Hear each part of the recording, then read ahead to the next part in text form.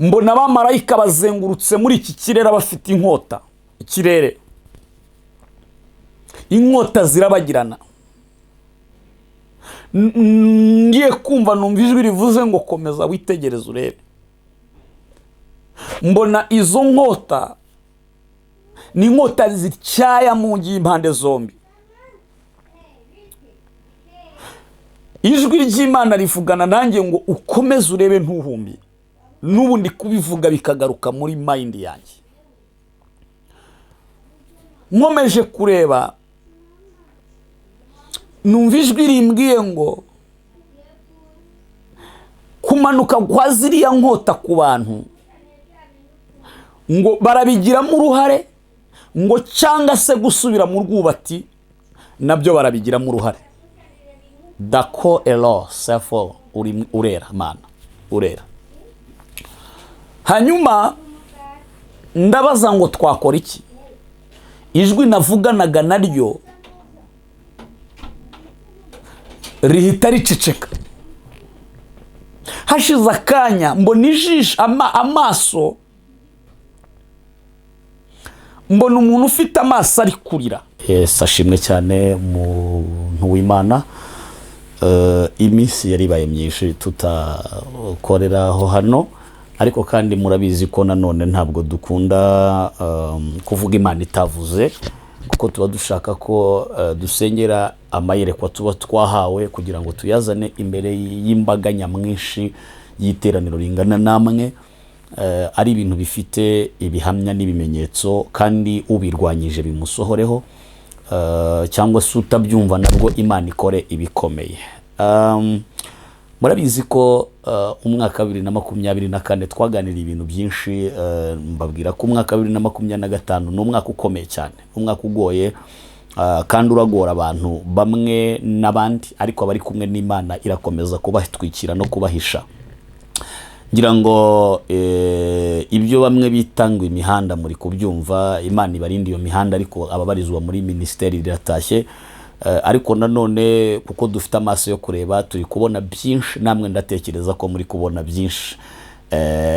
Imitima yanyu yatunguwe nkuko natwe twatunguwe n'ibyo turi kubona, ariko turagira ngo tuvuge ko nubwo bimeze bityo, Kristo arakeza umugeni we, kandi uwari mubi none ejo yaba mwiza. Ariko kandi tukavuga ko abantu mukwiriye kujya mwita kuri message dutambutse. Ndabyibuka ubwo umwaka ruri kurangira, natanze ubuhanuzi mvuga ko nta cyatwikiriwe munsi y'amabati kitazatwikurwa ngo kirujye hanze. Kandi ndi kuvugana na bamwe mukambwira muti abakozi b'Imana bo mu gihugu cy'u Rwanda turabakurikirana, ariko nanone tumaze gutakaza icyizere kugera ku rugero bamwe bavuga bati dushobora no gusiba amanimero twakuye kuri social media zo mu Rwanda. Abandi muti mu by'ukuri ntabwo bino bikwiriye, ariko muri ibi byose twe twaraye dusenga budukeraho, nubwo twari dufite byinshi byo kubahereza kugira ngo tumenye intandaro, ese n'abantu cyangwa Satani we yamaze gukora umugambi karundura wo guhirika abera b'Imana bari bahagaze. Rero Imana iduha amakuru y'ibyo cyangwa n'ibindi tugiye kuganiraho namwe, ariko munyemerere tubanze dusenge Imana, twinginge Yesu kugira ngo abane natwe muri ubu butumwa tugiye gutambutsa, kugira ngo bwe kugira inkomyi n'imwe y'umwanzi Satani. Izina ry'Uwiteka rizahabwa icyubahiro byanga bikunda, kubera ko iyo Imana iri gucayura urukungu rukava mu masaka ntabwo ari bibi, kandi kumenya ibyo abantu batari bazi nabyo si bibi, ahubwo sadepa n'umuntu usohotsemo ibyo bintu abisohora. So reka dusenge bene data. Mfite byinshi, nuzuye amavuta, nuzuye ubuntu bw'Imana. Ngira ngo murabibona ko maranye iminsi na Yesu mu buryo bw'umwihariko budasanzwe. Haleluya. Mana urakoze kuko wongeye kumpuzana abera bo kuri Riratashye ministeri. Iyo tuvuga ko ritashye n'itorero, wantumye gushinga uru rubuga kugira ngo nibura hagaragare itandukaniro ry'Abaheburayo n'abatari Abaheburayo, kandi wantumye kugira ngo herekanwe ko umuntu ashobora gukereya kontenti nziza yo gukorera Imana kandi bikagira umusaruro. Ndagushimiye ko utansebeje, ukaba utuma dukurikiranwa n'abantu benshi ku isi yose, kandi umusaruro uri kuva muri ibi ngibi tuzi ko tuzawuhemberwa mu bwami bwawe. Nyashye kirogoya yose y'umwanzi, imbaraga mbi z'umwijima, ibitero by'abadayimoni n'imbaraga z'umwanzi zose tuzambuye agaciro muri ubu butumwa tugiye gutambutsa. Reka bukwire ku isi yose, reka buri muntu wese wumva ijwi ryawe yumva ijwi ryawe kandi nta disikasinga naryo, ahubwo ashyire mu bikorwa icyo ijwi ryawe rivuganye nawe mu izina rya Yesu. Urakoze kubanye natwe, tubisabye twizeye kubw'umwami wacu Yesu, amen. Nari mvuze nti bamwe muti mu by'ukuri mu Rwanda nta mukozi w'Imana usigaye. Reka nkubwire, Isiraheli yagiye ica mu kaga gakomeye, ariko mbere yuko ntambutsa message ndagira ngo nguhumurize. Ubwo muri Isiraheli umwami witwa Ahabu yashakanaga n'umugore witwa Ezebeli, ni mu gitabo cy'abami. Uyu Ezebeli niko ntekereza, ntabwo byanditse, ariko yazanye ibishyingiranwa, mu bishyingiranwa azanamo ibigirwamana by'iwabo, mu mana z'iwabo, z'ibigirwamana n'abahanuzi b'ibinyoma. Abwira Ahabu ngo mu bintu nzana umenye ko n'imana za data ndazizana n'iza bene wacu. Hanyuma Ahabu agira ngo ni ibisanzwe, kuko Ezebeli yari azi kwambara ubusa kandi yari azi kwitotobeka, ibi bintu mubona abantu bishyiraho nyine bimwe na bimwe bicomekaho ingohe n'ibindi, ariko aho sinshaka kuhajya. Ahageze Isiraheli iracurama, uburyo yasengaga Imana biracurama, uburyo abantu biringiraga Imana biracurama. Isiraheli iba mu kaga gakomeye k'ibizago bisimburana umunsi ku munsi. Hanyuma hima abahanuzi b'ibinyoma, kuko bari bashyigikiye n'umwamikazi Ezebeli. Ahaba ijambo rirabura, ibihe biramugora, biramukomerana. Ariko abantu bose bari bari guhwihwisa ngo mu by'ukuri hari umuntu w'Imana waba usigaye muri Isiraheli. Abasenze Imana, abinginze Imana, abahendahenze Imana, baravuga ngo eske dusigaranye umuntu wavuga izina ry'Uwiteka bimurimo? Icyo kibazo basanga ntawe usigaye. Ariko byasobanutse ubwo Eliya yavumbukaga mu buvumo, agafunga ibintu byose muri Isiraheli, ndetse bagira ngo ni n'umusazi. Ariko amaze kugenda, Imana iramubwira ngo hunga. Amaze guhunga, imvura irabura, amapfa aratera, abantu baragagara, barumagara rwose. Reka nkubwire, inshuti yanjye uri muri Amerika, Australia, Canada, Ubufaransa, Belgique n'indi migabane itandukanye, sibyo?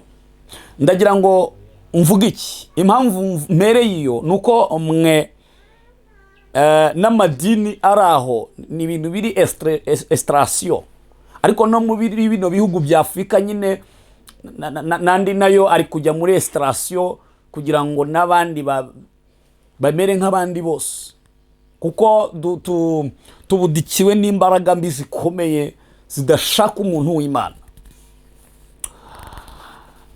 Ariko icyo shaka kuvuga nuko mwebwe mujya gushakira Imana kuri YouTube, kandi nta kosa ririmo mu by'ukuri, kuko niba habayeho umurongo Imana itanze wo kuvugiraho Yesu, muba mugomba gushaka Imana mu buryo bwombi. Ariko inahaho muri bino bihugu bya Afrika, Imana abantu barayihaze, kuko nyine umuntu urya cyane ararengwa, bararenzwe. Ariko mwebwe icyo shaka kuvuga niki, ndashaka kubabwira ko Yesu agifite abakozi, ababi bazakomeza kuba babi, narabihanuye ubushize. Abeza nabo barakomeza kuba beza, ariko ababi barushaho kuba babi. Reka mbabwire ko ibyo mubona si igisobanuro cy'uko Yesu atakiriho, ahubwo ni igisobanuro cy'uko Yesu ari gukora cyane. Mwaka ushize narababwiye ngo Imana yambwiye ngo 2025 n'umwaka wo gutwikurura, ariko noneho ni n'umwaka wo kugira ngo abantu bamenye aho bagomba guhagarara. Mbivuga mu ijambo rimwe rikomeye, mbikubira hamwe. Imana yari yambwiye ngo ni umwaka wo gukora kw'Imana cyane. Nta kintu murabona rero. Sinshaka kujya A a Z, ariko mfite umubabaro, mfite agahinda kanyuzuye umutima. Imana indinde kongera kurira ku mbuga nkoranyambaga, ariko nuzuye ishavu, kuko iyo Imana ibabaye n'abakozi bayo turababara. Ikirere cy'ijuru uko kimeze gifite uburakari. Ijuru, Imana ifite umubabaro, ariko aho reka mpareke ninjyayo ndasandaza byinshi. Reka twivugire iby'Imana yadutumye. Nanone bamwe bavuge ko dusaze cyangwa se abandi babijugunye, ariko ntibizabura kujya bisohora. Arya ngo mushaka guhura n'Imana, ngaho rero igiye kuza muhure nayo, hanyuma muganire, icare ku meza amwe musangire niba dukwiriye gusangira nayo. Penosa adone vosa evonemo kide binishaya binstance. Imana rwose igiye kwitaba abantu bamaze igihe bayihamagara ngo bayibone mu maso, ngo bayirebe nayo ibarebe. Hanyuma sinzi umunsi n'isaha, ariko mugiye kuyibona. Abayikeneye igiye kugaragara. Hanyuma iyo ni message ya mbere. Yambwiye ngo umbwirire abantu banshatse bashaka kundeba, ngo ndaje turebane imbona nkubone, ngo kuko benshi baravuga ko ntariho, ntagikora, ntakigaragara, ngirashaka kwihishura. Hanyuma rero ndakwinginze kubw'imbabazi z'Imana, nciye bugufi. Imana imfashe ntuyibone mu maso, ahubwo igutwikiriza ikiganza cyayo nka Mose, iguhishe mu rutare arirwo Kristo. Ariko nimuhura imbona nkubone, nzi ko harabaho kugwa igihumure. Iyo ni message ya mbere, sindayisobanura, nta n'ibisobanuro bwayo mfite, nuko nabibwiwe, nta n'ibindi ndenzaho. Message ya kabiri, nahishuriwe ibikomeye, kuko maze igihe nsenga, nitiriza, ninginga,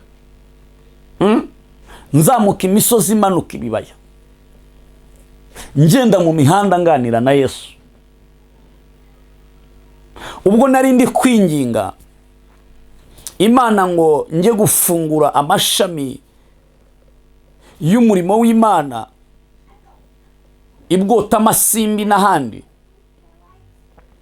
Imana irambwira ngo hoya, uracyahanura, hari ibyo utarakora. Ngiye kubona mbona abamarayika bazengurutse muri iki kirere bafite inkota. Ikirere, inkota zirabagirana. Ngiye kumva numva ijwi rivuze ngo komeza witegereze urebe. mbona izo nkota ni inkota zityaya mu ngi impande zombi. Ijwi ry'Imana rivugana nanjye ngo ukomeze urebe ntuhumbi. N'ubu ndi kubivuga bikagaruka muri mind yanjye. Nkomeje kureba numva ijwi rimbwiye ngo kumanuka kwa ziriya nkota ku bantu ngo barabigiramo uruhare, ngo cyangwa se gusubira mu rwubati nabyo barabigiramo uruhare. Dako elo sefo urera mana urera. Hanyuma ndabaza ngo twakora iki? Ijwi navuganaga naryo rihita riceceka. Hashize akanya mbona ijisho amaso, mbona umuntu ufite amaso ari kurira, ariko uwo muntu nkabona yambaye ibyera ahantu hose. Nkabona yicaye mu ntebe y'icyubahiro. Ijwi rya data rirongera riravuga ngo aya ni amarira Imana iri kurira kuko abantu banze kumva. Imana iturengere. Mbaza iryo jwi, ese abantu banze kumva iki? Ngiye kubona mbona ikintu kimeze nk'ibihumyo, igihumyo ariko gicomokotsemo kariya kantu kameze nk'igiti gisigaranye iriya ngofero yacyo. Mbona ibyo bihumyo biri kwikubita ku matwi y'abantu bikagumaho, umuntu akaza agashyiraho kore bikomatana n'amatwi. Noneho n'amaso nayo nkabona ibyo bihumyo byikubiseho, amaso nayo nkabona niyongeye kureba, amatwi arapfutse n'amaso arapfutse. Numva ijwi rimbwiye ngo warebye, ndavuga narebye. Numva ijwi riravuze ngo nguko uko abantu bo muri iyi minsi batagishaka kumva ijwi ryanjye, ngo bayobotse iby'amatwi yabo akeneye, ngo ariko iby'amatwi yabo akeneye ngo sibyo njye nkeneye. Ihita imbwira ngo ibyo abantu bari kwibwira sibyo ndi kwibwira. Hanyuma numva ijwi rimbwiye ngo aya marira ijuru ririze ngo ntabwo agomba gusiga ubusa muri iyi si. Imana ni nyembabazi, ariko reka tuvuge ko igira imbabazi irica, iranica. Mu ruhande rumwe igira imbabazi, urundi ruhande ni Imana yica. Ni Imana ishyira ikuzimu igakurayo. Ni Imana yimura imisozi itabimenye ikayubikana uburakari bwayo. Mil oros now ndakumva Mana. Ni Imana isiga amavuta abami, ni nayo yabakuraho bakagira iminkanyari. Iyo ihamagaye umuntu ntarara ku isi irakomeye. Bamwe rero baravuga iyo batazi, baravuga iyo batabonye, baravuga iyo batahuye nayo, ariko oros now ndababwira ko Imana ifite imbaraga.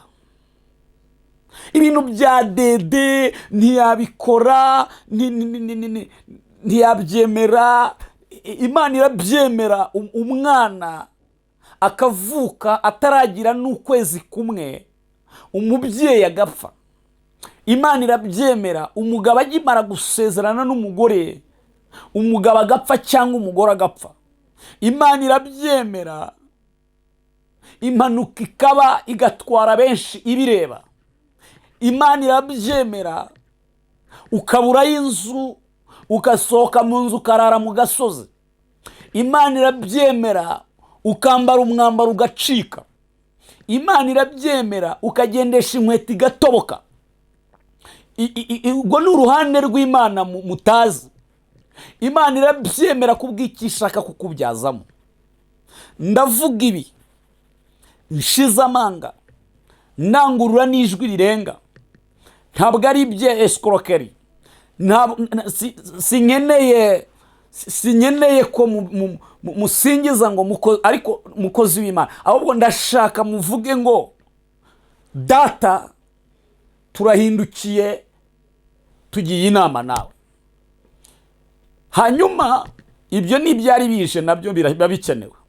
Numva ijwi rivuganye nanjye ngo ndashaka kujya inama n'abantu banjye, ngumbwirira abantu naremye ko nshaka ko tujya inama. Ari abavuga ko ntabaho, ari n'abavuga ko banshoboye, banziritse aho bagomba kunzirika, ngo babwire ko ndi Imana itazirikwa, ngo babwire ko ndi Imana itanurwa imvura iguye, ngo babwire ko ndi Imana yera ikiranuka, ngo babwire ko ndi Imana ivuga bikaba, nategeka bigakomera. Urashaka kujya inama n'Imana? Muri iyi message ya kabiri ngiyi nsinzi niyo kugira ngo umuntu wese yegere Imana, ujya inama n'Imana. Murajya inama gute? Ukwiriye guca bugufi ukavuga ngo hanarakosheje, ariko ahangaha ndinginze ngo imbabazi zawe zingarukire. Message ya gatatu, nkunda gutambutsa ibintu nka 3 cyangwa 4 bitewe nuko umwuka aba yatuyoboye. Nagiye kubona mbona abantu bari ku mafarashi barimo baririmba indirimbo z'ubutsinzi bazamuye n'amabendera yanditseho ngo Yesu aratsinze. Numva ijwi rivuze ngo urugamba nubwo rugeze mu mahina, ngo abarambitse intwaro hasi ngo nimuziterure, ngo kuko ubugingo mwarwaniriye igihe cyo gusohora kwabwo niki. Ijwi rirambwira ngo buri wese akwiriye kwambara ibigunira akababara, akinjira mu masengesho yo kuririra ubugingo, kuko nyuma yo kubona ayo mafarashi nabonye ibitero bizamutse ikuzimu.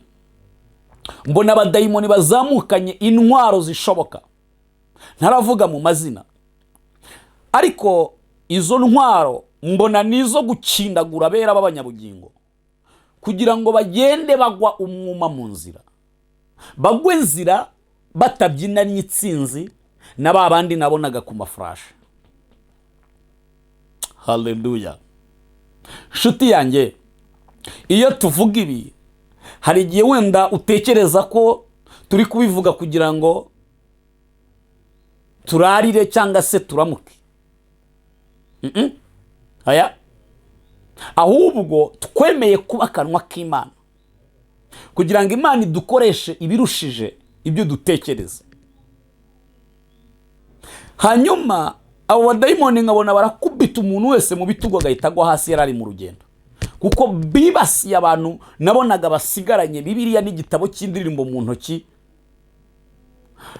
Ijwi rirambwira ngo abo bantu igisobanuro cyabo ngo n'abantu banjye bari bakiri mu rugendo batacogojwe n'ibi nkubwiye.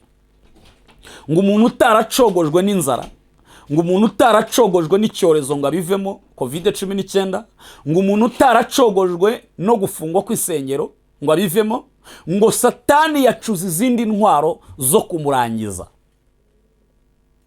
Ariko ijuru rirambwira ngo nihabeho amasengesho umuntu ku giti cye, no ntiwirige unambwira ngo nyagiyemo, ubibwire Yesu ko yagiyemo. Amasengesho y'impuruza y'iminsi 3 yo gusaba inkomezi mu rugendo. Umva teme y'ayo masengesho iminsi 3 ni ugusaba inkomezi mu rugendo rujya mu ijuru.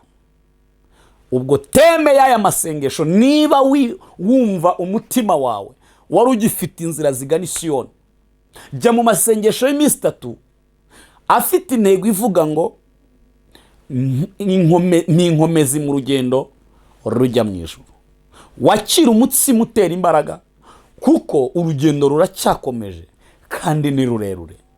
Utagwa umwuma, ukagwa isari, ukamera nk'abandi bose, Satani afite ishyaka ryinshi kuko igihe cyamurangiranye cyo kurangiza abera b'Imana basigaye batagushijwe n'ibizira byatatse isi. Ngibyo iby'Imana yaganiriye n'umutima wanjye, irambwira ngo nkwiriye kubibwira abera ku isi yose. Mbibutse ko nababwiye ko iyi channel yacu itandukanye cyane kure n'ibindi mubona. Oya, hano kuva dutangiye kugeza izi saha dufite content yo kuburira abantu ko hazabaho umunsi uzatwika nk'itanura. Abibone bose n'inkozi z'ibibi zose bazabibishingwe. Hanyuma iyi ni impanda y'Imana iri kuvuga gendi Noah, uri kukubwira ngo jya mu nkuge kuko kubazwa bwo yarabajwe. Ba Noah ni twebwe turi kuvuga ibi ngibi. Bantu b'Imana, ndatekereza afite inshuti zitari nyinshi cyane zimvugisha ziri hanze, muri bake rwose, kuko kondisiyo yanjye mvugana n'umuntu ushaka kujya muri uwo murongo nyine w'inzira zigana Siyoni. Iyo uri kuza umbwira nabi untuka, oya ntabwo ari ibyo, si ibyo nge nahamagariwe. Hari amacana atukana, hamagara abo bantu mujye mutukana kuva mu gitondo kugeza nimo. Ariko hano ni umuntu uvuga ngo ufite umwanzuro wo kubana na Yesu, mfite umwanzuro wo kuva mu byo nibwira, mfite umwanzuro wo kuwajya undambika ibiganza mu buryo bw'umwuka ukansengera kuri telefone, ugafata inshingano yo kubana nanjye mu bihe byo gusenga. Hanyuma ibyo usabwa icya mbere ni icya kabiri, ubu usabwa ni ukumenya ngo umuntu w'Imana unsengera amfatira umwanya wo kunsengera, nanjye ngomba kugira icyo nkora mu bwami bwa Kristo kugira ngo bugende neza, cyangwa se ubutumwa bwiza bwamamare ku isi yose. Nshimira abantu badufashije kugira ngo ubutumwa bukomeze gutambuka kuri kamera. Imana ibaha umugisha. Kwatura umugisha rero ntabwo igihe tugezemo ari igihe cyo gufata ibyo kurya by'abana b'Imana ngo Imana ibigaburira ababonetse. Oya, ni umuntu wabihisemo. Hariho inzira ebyiri, iyo kwera n'iyo kurimbuka. Iyo uhisemo rero wowe ushakisha umuntu muri mu murongo umwe, mukabiganira kugira ngo nihabaho na bya bindi duhanura muzamenye ko Imana yavugaga ivugiye mu bahanuzi. Nyamara muzamenya ko umuhanuzi yarabari imbere. Sinzi igihe nsigaje kuko ndabona aho isi iri kugenda igana ntabwo ari ahantu heza. Ndabona habera bari kugana hari heza, ariko amahwa n'imitego n'ibisyogororo Satani yashyize mu nzira ngo abera batabirenga, ndahamya ko abarabinyereramo ntabwo ari bake. Ariko Yesu aguha umugisha kugeza ubwo utangara. Ndagusengeye kugira ngo ubashe kugira inkomezi kandi ubuntu bw'Imana bukomeze kubana nawe. Nzajya nsengere ikiganiro gitangira, nimero zacu ziri aho ngaho. Niwumva umwuka kuganirije kuduhamagara, duhamagare, twe tuyinanirwe, ariko wowe wakoze icyo wasabwaga gukora. Ntukavuge ngo ngo natanyitaba. Oya, ndoroheje. Ntimukambone mwifuhe ry'umurimo w'Imana ngo mugire ngo no mu mutima wenda mfite amahane y'ibindi. Oya, nta kintu dupfa. Muhamagare tujye inama, mwature, kandi muhure n'Imana, tubahuze n'Imana. Nubwo nyine isi ivuga ko nta muntu ukwiriye guhuza muntu n'Imana, ariko twe turabizi ko iyo ngabire twayihawe. Sina ngombwa ngo twisobanure ku bisi, nabo bafite ibyo bihuza nabyo. Niba wihuza n'umupfumu, waba urutese kuza kwandika komenti ko umukozi w'Imana atahuza umuntu n'Imana? Wowe ko umupfumu guhuza na Satani, kuki mutadiscussing ibyo? Kuki se icupa riguhuza no gusinda no gukora ibiteye isoni, ukumva ko Imana itagira abakozi ihuza nabo? Satani se kagufite nk'umukozi, noneho ukaba wumva abakozi b'Imana batabaho. Rero ibyo byo ne wenda ntitwabijyamo, twaba duteranya amagambo. Ariko ndagira ngo mbabwire ko n'amasengesho ubu si igihe cyo gupfa gusenga. Tugisohoye muri icyo gihe nyine umuntu agomba gusengerwa, akwiye gusengerwa. Yesu abaho umugisha. Shalom. Imana ibagirire neza, Imana ibakomereza amaboko. Ibiganiro byacu cyangwa se ubutumwa dutambutsa nakagaruka iyo Yesu atugiriye ubwo buntu. Imana ikomeze kubagirira neza. Turasoje, nibyo Imana yari yamvuganye nanjye kubyitaho. Ni ubuntu bukomeye, ariko kutabyitaho nanone ni igihombo gikomeye, kuko Imana iravuga kandi izakomeza kuvuga kugeza isi irangiye. Imana ibagirire neza. Shalom.